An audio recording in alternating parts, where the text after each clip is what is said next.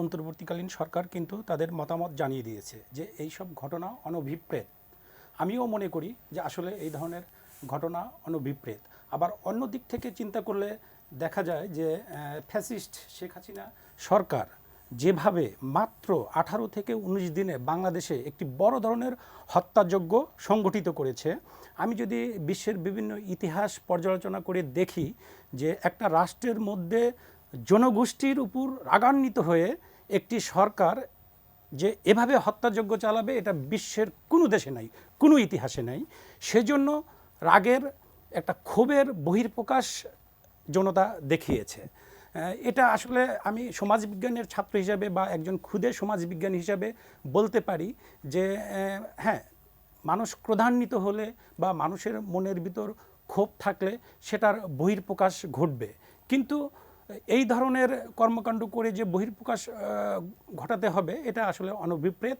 আমি মনে করি যে ছাত্র জনতা যারা আছেন, যারা এগুলো লিড দিচ্ছেন, দেশের কথা চিন্তা করে তাদেরকে আরও একটু ভাবতে হবে যে আসলে আওয়ামী লীগ যা করেছে, যেভাবে মানুষ হত্যা করেছে, যেভাবে ভাঙচুর করেছে, আয়নাঘর করেছে, গুম করেছে, আমাদেরকেও কি ওই পথ বেছে নিতে হবে? মোটেও না। আমরা সৃজনশীল কোনো কিছু করে দেখিয়ে দিতে চাই যে আওয়ামী লীগের চেয়ে আমরা ভালো। সেজন্য এই ধরনের অনভিপ্রেত ঘটনা না ঘটিয়ে বরং সেই দিকে মনোযোগ দেওয়া উচিত যাতে অতি দ্রুত এই ধরনের খুনি যারা হত্যার সাথে জড়িত, যারা জ্বালাও পোড়ার সাথে জড়িত বা যারা গুমের সাথে জড়িত, আয়নাঘরের সাথে জড়িত, তাদের সুষ্ঠু বিচার প্রক্রিয়াটা ত্বরান্বিত করা। কালার এক্সপার্ট, জর্জ স্যাপ এবং মাইল্ড অন হ্যান্ডস টেকনোলজি সমৃদ্ধ অরিক্স ক্রিস্টাল ওয়াশ আপনার লন্ড্রি এক্সপার্ট। হাসিনার হত্যাযজ্ঞে হতবম্ব জাতি। এই দেশের এই হত্যাযজ্ঞ দেখে এদেশের জনগণ প্রতিক্রিয়া ব্যক্ত করতে পারে, এটা খুবই স্বাভাবিক। কিন্তু আমার প্রশ্ন হচ্ছে যে এই প্রতিক্রিয়া ব্যক্ত করাটা যেন নৈরাজ্য সৃষ্টি না করে, কোনো অ্যানার্কি সিচুয়েশন তৈরি না হয়। সেজন্য আমাদেরকে সতর্ক থাকতে হবে। আমরা যত নৈরাজ্য সৃষ্টি করব, দেশের গণতন্ত্র এবং আইনের শাসন তত ভুলুণ্ঠিত হবে। কাজে আমাদের যে এই যে আন্দোলন, আমাদের আন্দোলনের মূল স্পিরিট কিন্তু গণতন্ত্র, বৈষম্যহীন সমাজ এবং আইনের শাসন।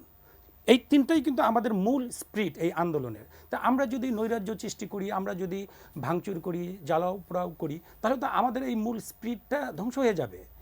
সেই জন্য আমাদেরকে সতর্ক থাকতে হবে। তবে হ্যাঁ, জনগণের ক্ষোভের বহিঃপ্রকাশ থাকতে পারে, হবেও এটা, কিন্তু সেটা যেন নিয়ন্ত্রিত থাকে, সেটা যেন একটা নিয়ন্ত্রণের মধ্যে থাকে এবং এটা যেন সীমারেখা অতিক্রম না করে যায়। সেখানে সরকারের ভূমিকাটা কি হওয়া উচিত? সরকারকে অবশ্যই মোটিভেশনাল অ্যাপ্রোচ নেওয়া উচিত। সেই সাথে তার যে প্রশাসনিক যন্ত্র আছে সেগুলোকেও প্রোঅ্যাক্টিভ করা উচিত। আসলে অন্তর্বর্তীকালীন সরকারের লক্ষ্যটা কি, এটাও কিন্তু এখন পর্যন্ত স্পষ্ট না। ওনারা কি মানে সম্পূর্ণ সংস্কার চান, না নির্বাচন চান, না দেশের আইনের শাসন প্রতিষ্ঠা করতে চান? এ ব্যাপারে কিন্তু জনগণের মাঝে কিছুটা প্রশ্ন রয়েই গেছে।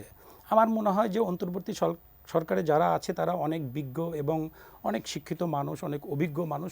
তাদের উচিত দ্রুত একটি সুষ্ঠু নির্বাচনের দিকে ধাবিত হওয়া। যদিও আসার কথা, আজকে ডক্টর ইউনূস একটা সংবাদ মাধ্যমে ঘোষণা দিয়েছেন যে এই বছরের শেষের দিকে নির্বাচন হবে। এটা খুবই একটা পজিটিভ সাইন। দেশ যত নির্বাচনের দিকে যাবে বা একটি নির্বাচিত সরকার প্রতিষ্ঠিত হবে, তত এই যে সমস্যা, এই যে মব বা এই যে নৈরাজ্যকর একটা সিচুয়েশন, এটা ধীরে ধীরে কন্ট্রোলে চলে আসবে। আমার মনে হয় যে অন্তর্বর্তী সরকারের এটাই উচিত। আর আওয়ামী লীগের ব্যাপারে যেটা প্রশ্ন করলেন, হ্যাঁ, সরকারকে 6 মাস কিন্তু অলরেডি পার হয়ে গিয়েছে, কিন্তু এখন পর্যন্ত আমি দেখলাম না যে যারা খুনি, যারা এই হত্যার সাথে জড়িত, তাদেরকে কার্যকরভাবে আইনের ধাপগুলো অতিক্রম করে বিচারে নিয়ে যাচ্ছে। এ ধরনের কিন্তু কোনো লক্ষণ চোখে পড়ছে না।